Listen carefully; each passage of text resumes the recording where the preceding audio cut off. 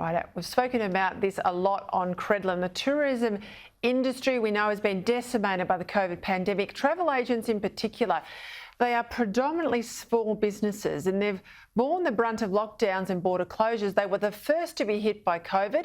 We all know they'll likely be the last to recover because without planes in the sky and people travelling overseas or overseas people coming to Australia, which is where the really decent tourism revenues come from, there's no money in their pockets. While other parts of the economy are starting to get back on their feet, it's still very tough going for travel agents. For more on this, I'm joined now from Sydney, North Sydney, in fact, by the owner of Traveltoo, my good friend, Mr. Neil Wood.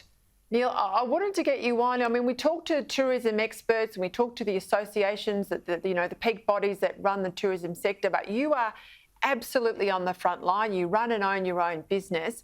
How has it been affected by this pandemic? Hello, Peter. Thank you for inviting me on the programme. My revenue is 95% down on the same time last year. So, and it's not just me, it's a lot of travel agents who are in the same situation as I am. Not only are agents had no revenue for the last 12 months, they're still refunding commission for sales that they made in 2019. So what a lot of people don't understand is when you buy a ticket from a travel agent and you cancel the ticket, you get the refund, that's fine. But then the airline sends the agent a bill for the commission. So not only are you not making any money, you're paying back money you've earned the year before. So it's a mess, it's a mess. And look, I want to know how you keep your head above water, but also, what sense of hope do you have on the horizon in terms of milestones where we may be back travelling overseas? Well, the vaccine program is very good. We're doing very well here, but the key is opening the international borders. Now, we do understand the reason that the international borders were closed. But we need some sort of date as to when they're going to be open. We're working on the last quarter of this year, I think, to be optimistic. I don't think there's going to be any major international travel before then. And I have to say that the federal government and AFTA, which is our association, the Australian Federation of Travel Agents, has been very, very supportive in our plight, if you like. I mean, it's not our fault. I mean, we've got nothing to sell, in essence. So it's good to receive packages or incentives to hire staff, but there's no point hiring staff because there's no work for them to do. Yeah, and you've also got the issue too, I suspect, with a lot of the incentives, the announcement made by the government about domestic travel.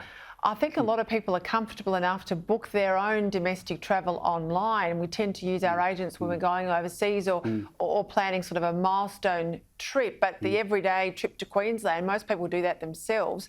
How, in terms of support from the government, how much of that's actually got into your pocket?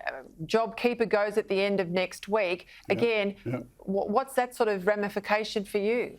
Well, it means laying people off until we get the next round of the support package, if you like. With domestic, travel agents don't make money out of domestic travel. The money is to be made on international travel. I mean, my company is a corporate travel agent and individuals, of course, but predominantly corporate. And as you know, there's been no international travel. With domestic, the government's announced these packages to places like Broome and various destinations. There is no accommodation in Broome till September.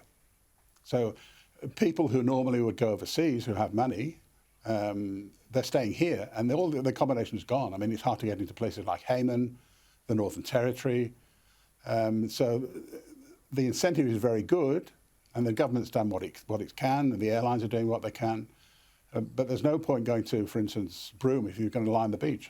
Even the mayor of Broome said, don't come here, we've got no accommodation. So until... Tell me how... Sorry, yes, go on.